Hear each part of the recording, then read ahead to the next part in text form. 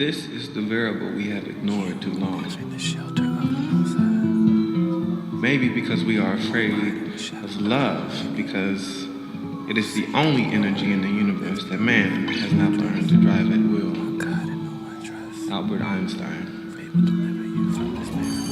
And just to, explain, sometimes I get so into topics that we just jump right in there. But American Culture Shock is a series. We have about 30 episodes, and we have reached about 52 different countries all around the world. So that's really incredible for the only 9 months that this has been up and running.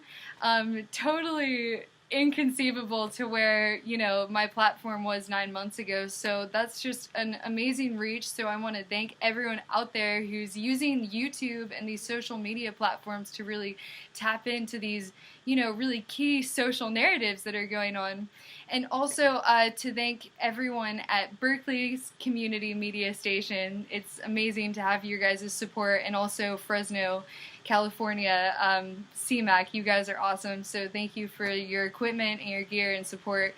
And so to introduce our guest today, this is Robert Brem. He is an amazing, incredible voice out there, to political science professor, psychologist professor, and one of the first people that really sparked, my own internal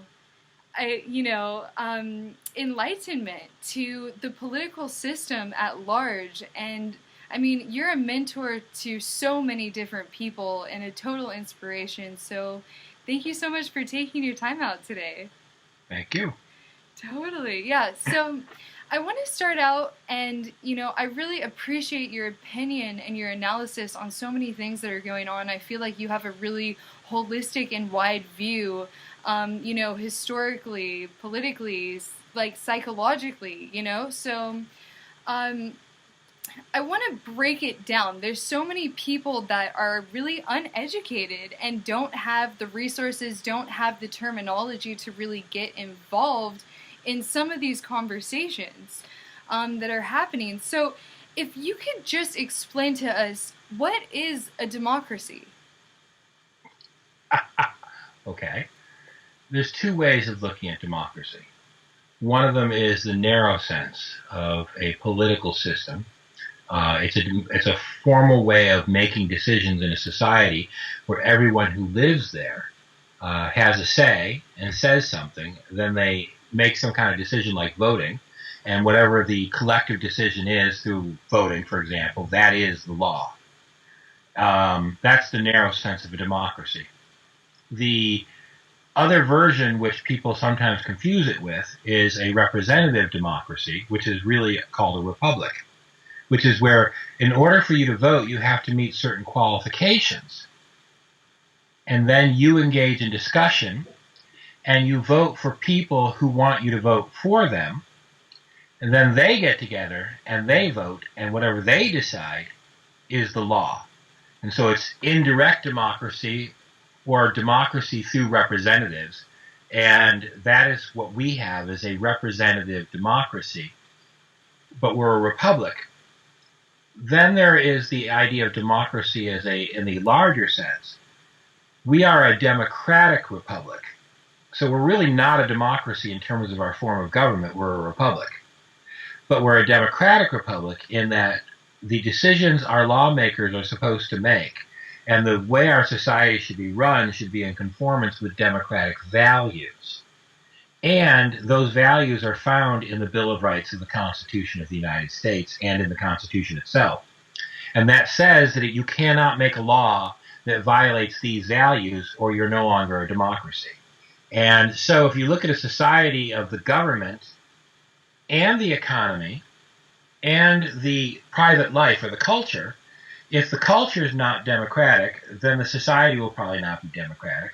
If the economy is overpowering of the culture and it's not democratic, then you're not democratic. If the government's not democratic in terms of values, then you can't be democratic. All three together have to conform to democratic values to be a democracy. And what are those values? Essentially, they are a balance of the rule of law, which means you can count on things to be there, justice, and freedom. So liberty, equality, and order in balance over time. And there's other democratic values, but those are the core values. If those are not in balance and they're not present, then you don't have a democratic society.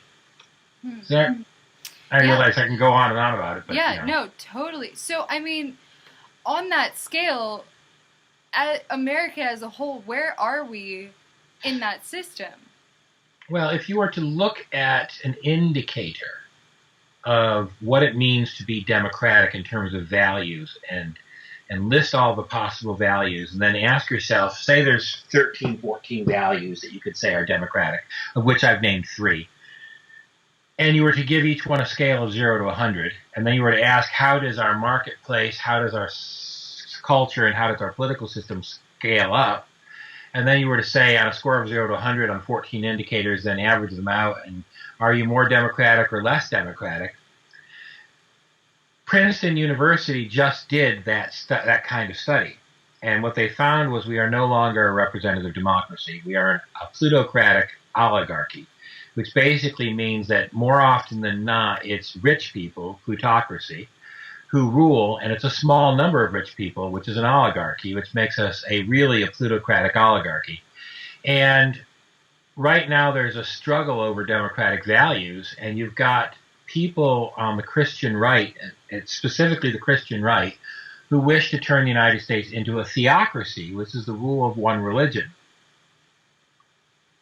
Well, one of the democratic values we have in the Constitution is that we cannot make laws based on a religion.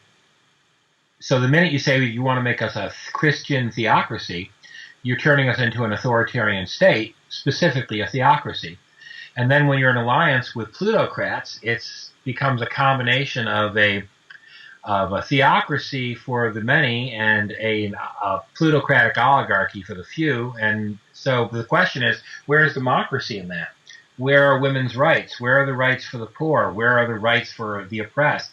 Where's health care? Where's child care? Where's the right to have control over your own body? And those start to fall apart when the only thing they're replaced with is the values. So in other words, we're in a time of very high risk. And the high risk is we could wake up sometime in the next 2 or 3 decades being ruled by a form of religious Christianity that is nothing like liberal Christianity, very conservative, very narrow, and totally ruled by the oligarchs. And that's happening one small piece at a time.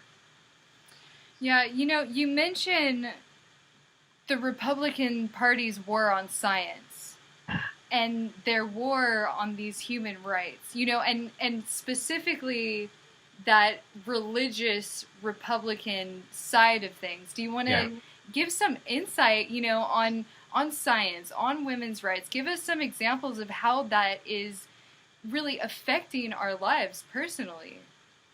Well, the war on science started, believe it or not, with the successful campaign to demonstrate to the American people that smoking was bad for you. And we found out that the scientists at Philip Morris were manipulating cigarettes to make them more addictive. In their research, they found out that smoking was bad for you. But then the companies basically decided to attack all the science out there that said you could get cancer from smoking cigarettes and bring us to question science. They were not successful. And cigarettes today are seen as not a healthy thing for the most part. But the model that they created was then used by the oil companies to attack science, because what they found was that if you went with the science, you're going to pretty much have to change your oil-based economy, which of course would undermine the foundations of wealth in America today. So they attacked the science to attack the idea of climate change. So, for example, 97% of all climate scientists believe that climate change is human-centered. But they argue, the oil companies argue that there are scientists out there who say that's not true, 3%, who all happen to be more or less employed by the oil companies. And so the oil companies say there's doubt. But then they'll bring up other scientists like brain surgeons like Ben Carson, who will say, I'm a scientist and I don't think global climate change is.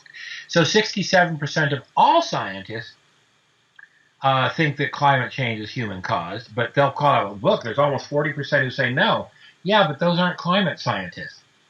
So the oil companies have created, Exxon knew that global climate change was a problem in the 70s and 80s and used their money to attack science, not to change their technology to renewables.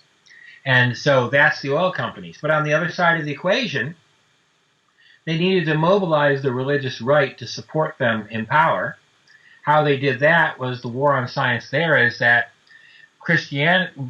conservative Christians have to attack science because evolution.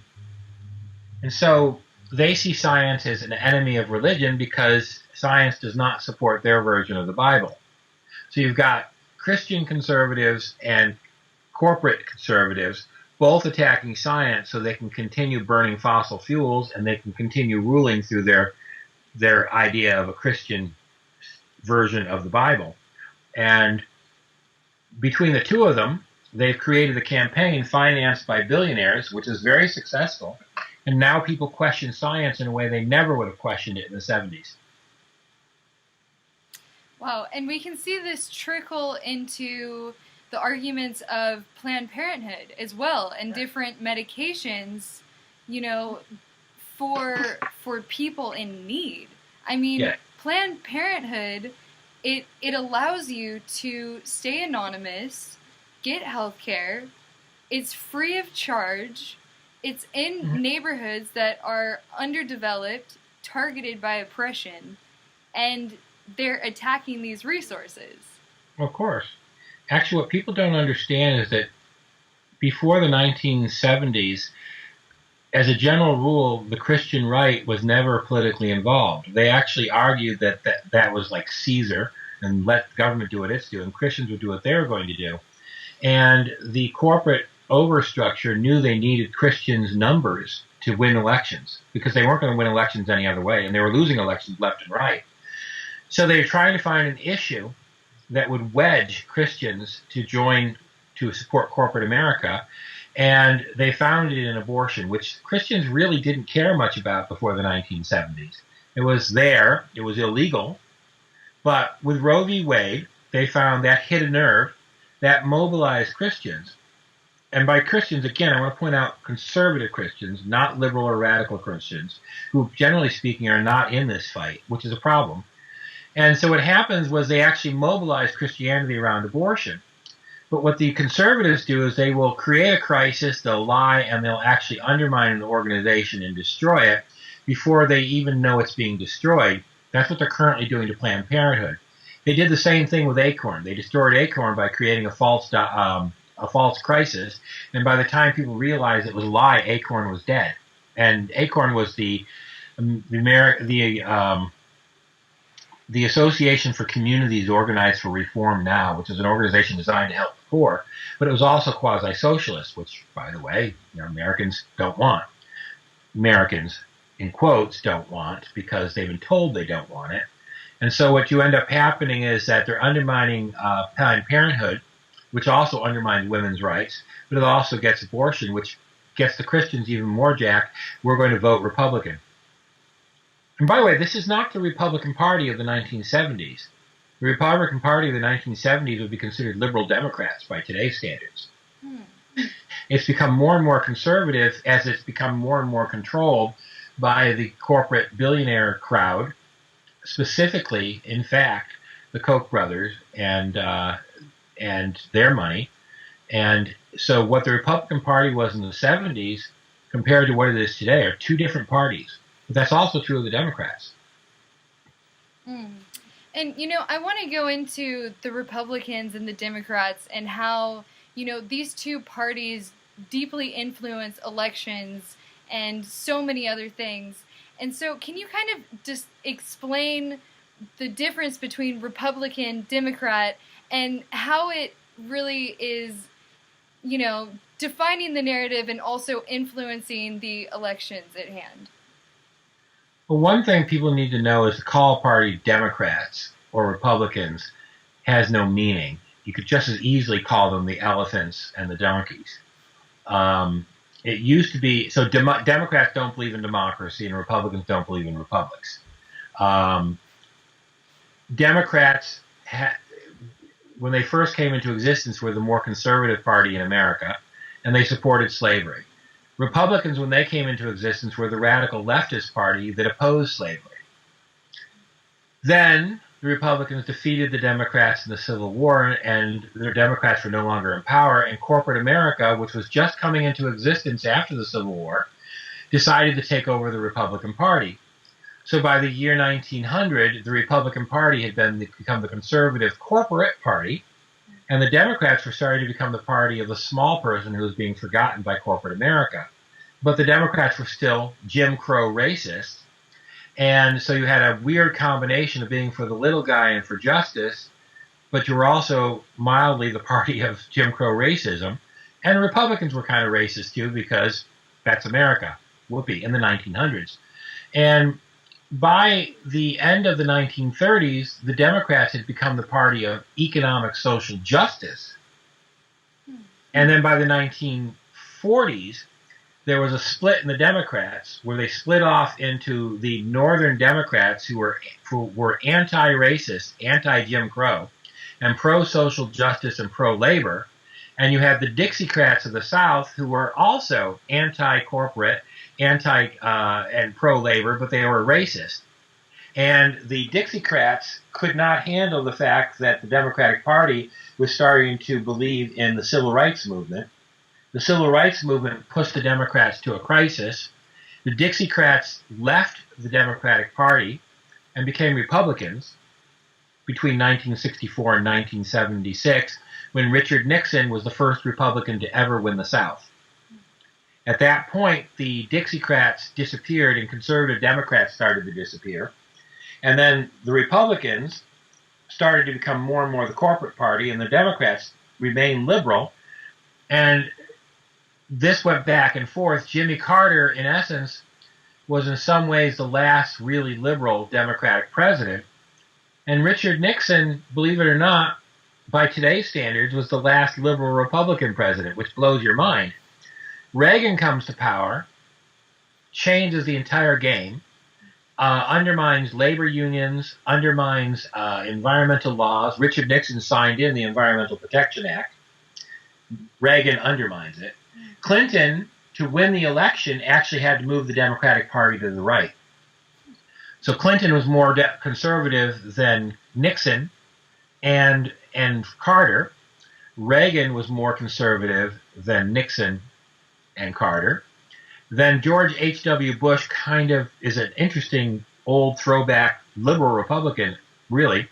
Then Clinton takes the Republican Party a little bit to the right, and then George W. Bush takes the Republican Party far to the right, and literally creates the emergency of 9/11, the Patriot Act, and literally moves us significantly towards fascism.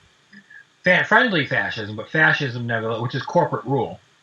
And the ownership society that you get to own all your success, but if you fail, you own that too with no help. And then comes to power Obama in 2008. If you compare Obama's policies side by side with Ronald Reagan's policies and compare them and score them like I was talking about earlier, Obama is more conservative than Ronald Reagan. He's less conservative than George W. Bush, but you're in a situation where the Democrats right now are simply more liberal than the Republicans, because the Republicans are extraordinarily right-wing and nothing. I mean, even the party of Ronald Reagan was more civilized than this party. And that's mostly because of the Tea Party, which is the Koch brothers financed wing of the Tea Party is conservative Republicans who are really fighting to create a theocracy that would support corporate rule. And that's the scary thing. So what you've got is the Democrats are not really liberal. They're just moderate in the middle between liberal and conservative. The Republicans are no longer conservative. They're just reactionary conservative. And there is no really effective left wing of the party because, well, that's Bernie Sanders, is literally the left wing of the Democratic Party. and then he's not even a Democrat; he's an independent. Wow. Yeah, and so, I mean, in seeing this, the race towards the elections, it's absolutely shocking, some of the conversations that are going on, with the debates.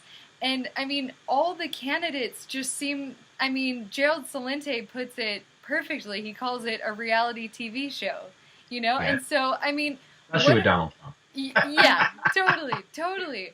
And so it almost seems like we don't have any options. What are our options, if there are any? And I mean, is it important to vote? Should we go out to vote? I mean, I know you're an advocate for voting, but I mean, it almost seems like we're stuck either way. The problem we're facing is this: when conservatives get angry, they vote. When quote-unquote liberals get angry, they don't vote. That's one. We know that. Two, when conservatives align themselves behind a candidate, whether they agree with the candidate or not, because they're conservative and believe in singular truth and order, they line up and they support and they show up and they vote. Liberals, on the other hand, believe in multiple truths, and because they do, they don't have any discipline. And as a result, herding them to behind one candidate is very difficult. But then the radical left and the left liberals know that the current Democratic Party is not really a liberal party. They're right, it's not. And so they actually feel like they have no voice. And so you've got this strange phenomenon which is called the Wilding ideograph. It used to be something called the purpose of state. The purpose of state, whether you're Republican or Democrat, you believe that the state had a purpose. You should be involved in it, you should vote, and we govern. We govern towards Republican values or Democratic Party values, but we govern. That got blown apart when Ronald Reagan convinced us that government was the problem. That got blown up when people basically said we don't need the government at all, which is the Tea Party, the Koch brothers, who are actually Ayn Rand libertarians. And the Wilding ideograph came into existence, which says the state has no purpose at all. The official stated purpose of the Tea Party is literally to turn us over to the wild and purposely tear down the government by taking over the government and handing it over to corporations, in which case we'll have corporate rule. Mussolini's other name for fascism was corporate rule. On the left side, radicals are so pissed off that nobody is a pure liberal enough for them, that they don't want to vote at all, and they are the Wilding ideograph by simply saying, we're going to just let it collapse under its own weight, and everyone will learn the lesson when the Republicans come to power. Yeah, no, because then what you're doing is turning it over to the fascists. That worked really good for Weimar Republic Germany when the liberals and the leftists would not coalesce behind any one candidate because they couldn't find one they agreed with very much. And into this mess arose one voice, Adolf Hitler. Now that was unfriendly fascism, but friendly fascism is fascism with a smiley face.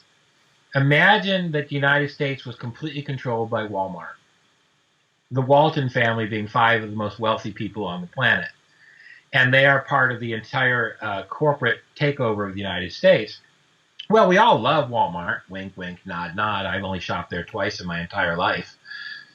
And I had to take really good showers. But the thing is that you could literally wake up one day in a country that was magnitudes order worse than anything that you think the Democrats would give us if you're a leftist. And so, many people have had this discussion that they would never vote for Hillary Clinton because she's just a corporate stooge just like the Republicans. Oh, no. The type of Supreme Court justice that Hillary Clinton would appoint is magnitudes of order better for women's rights, for labor rights, for any right you can possibly imagine than the type of Supreme Court justice appointed by a Donald Trump. Imagine the Department of Labor under Trump, the Department of Labor under Clinton. Imagine the Department of State under Clinton. And it gets tough because Clinton really is pro-corporate. Clinton really is a conservative Democrat. I don't like Clinton. I just happen to like her better than almost anything the Republicans have put up. And I would do anything to stop them. And I really don't want to live the consequences of a world where the government's becoming fascist. Then you got Sanders, who to a lot of the world looks like this old white guy who's Jewish, and so some people claim that because he's Jewish, he's Zionist, which is illogical. Not all Jews are Zionists. He's an old white guy, but he's also a democratic socialist. And he's the only guy anywhere in the system who's got a shot at getting elected, because whether we like it or not, and I hate it, it's going to be a Democrat or it's going to be a Republican. Like it, don't like it, that's the game. Don't play the game, and you're basically handing the games to Donald Trump or whoever emerges. And that's when I usually ask my favorite question, how's that working for you? So when I say vote, number one, Bernie Sanders is actually not even as left-wing as I am. I'm a Green. But he's better than anything we're going to get, and the Greens ain't winning the election. Not in this century. Maybe 50 years from now. Maybe in this century. And so the question is, it could be worse. It could be a lot worse. And so I argue to my friends on the left, you should vote. You probably should consider voting for anyone who's not a Republican. But it wouldn't be bad if you could get Bernie Sanders, because right now no one else is running. And even if Biden were to run, he's more conservative than Sanders. So then the question is, could Sanders win? Well, Sanders could win if every person who's registered to vote, who considers themselves to be either consciously or unconsciously left of center, decided to vote.